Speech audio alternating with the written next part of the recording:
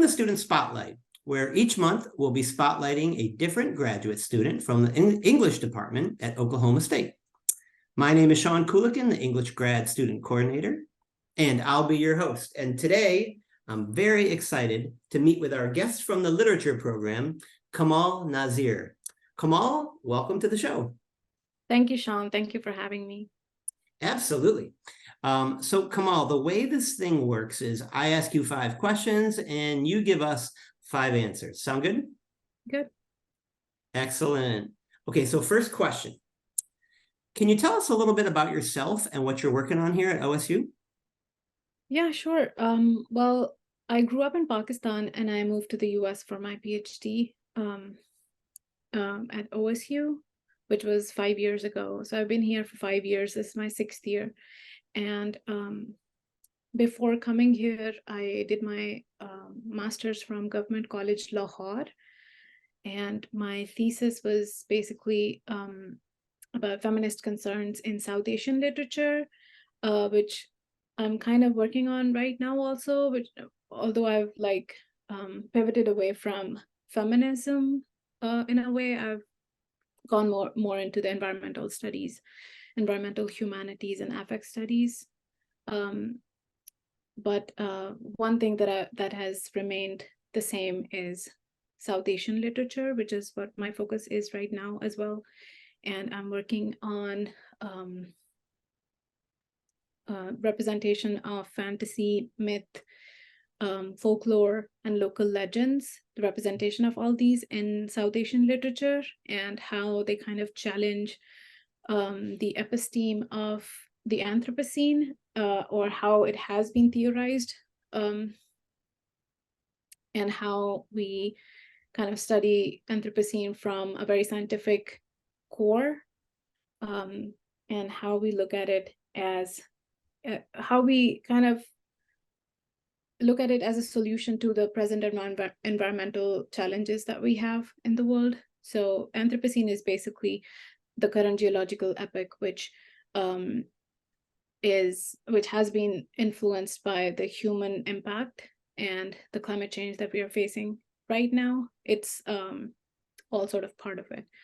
So what I'm saying in my thesis right now is that in Anthropocene as an episteme basically heavily draws upon the Enlightenment ideals and how Western knowledge systems basically, and it has almost kind of always ignored or dismissed indigenous forms of knowledge when talking about environmental change and present planetary crisis that we are facing. And what I'm saying is that it's basically an insufficient mode of analyzing the Earth right now and the geological condition. So we need to expand our horizons and look at the indigenous forms of knowledge, not to say that kind of in a romantic way, because it does have that potential of falling into that pitfall of romanticization of the indigenous forms of knowledge and how, or their ways of life, for example, with concepts like Gaia. But that's not what I'm doing. I'm kind of treating the indigenous forms of knowledge, or like local myths, legends, and folklore, etc., in South Asian literature as kind of other or like potential ways of knowing the world. So like treating them as new scientific modes of knowing. So kind of what I'm saying is that we need to expand on our ideas or our concept of the Anthropocene, or how we look at the world from that lens. And we need to include other forms of knowledge other than the Western epistemic tradition. Yeah, that's awesome. I know you and I have had discussions about environmental studies and environmental literature, and yeah, and I study eco-fiction as well. Yeah, absolutely. It is definitely a crucial part of the conversation. That's great. Question number 2. So why did you choose to come to OSU? Well, that was kind of a random decision. Actually, I didn't know about this college at all. It was one of my friends who applied here a year before me, and she got in. But although she didn't end up staying here for her PhD, but she introduced me to the school and said that this was a great school with great faculty, so I might consider it for my PhD. And I applied here, and at one other school where I got in, but I had like limited funding, and OSU was offering a generous funding, and it was all inclusive. Basically, it had all of the things that I needed to be here in a foreign country and make such a massive move across the world. So I felt like this was more of a welcoming environment for an international student. So I just came here, and I think I made a pretty good choice. Yeah. That's interesting. I didn't know that story, that you knew somebody else who who came to OSU. She was a linguistics major. I mean, she is still, but she didn't end up staying here. Yeah, I mean, I ended up in OSU because I followed Mark DeFruscio. Oh yeah. Yeah, he went to, he and I were both in San Diego, and he went there, and I stayed in touch with him, and then I ended up coming as well. Yeah, it's funny how we follow some people, don't we, sometimes? Yeah, that's true. All right, that's cool. Question number 3: what are some of the best things about this program that have happened to you that you'd like to share? Well, first of all, again, even before coming here, it was such a welcoming space. I felt like the communication was so smooth with all the administration, and I never felt like I was making such a huge move, which was kind of life-changing almost. And when I came here, I think the support that I got from the faculty and the department, because a big chunk of my degree was during the COVID years. So there was like a weird sort of space where, everyone was struggling so much on so many fronts. And international students had their, visa related issues, and all of that stuff was going on. I won't go into like boring technicalities, but the department basically helped me during that time of immense stress, basically. And I think I'm here because of that.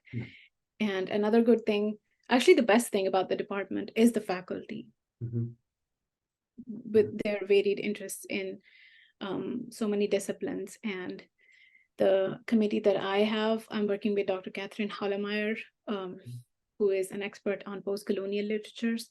And my whole committee is kind of, it makes up such a great group of people who have expertise in all of the different aspects of my dissertation. So all of them give me feedback on all those different aspects, and which I think makes it such a great help. Yeah. With Dr. Murphy and Dr. Yulin on, environmental and global fantastic. Yeah. Yeah, that's a good lineup of faculty to have. What a great touch wood. Sorry, what a great story too that you were talking about during COVID, and how the department really reached out and made sure that all of you were secure in being able to stay here and be safe. Absolutely, yeah.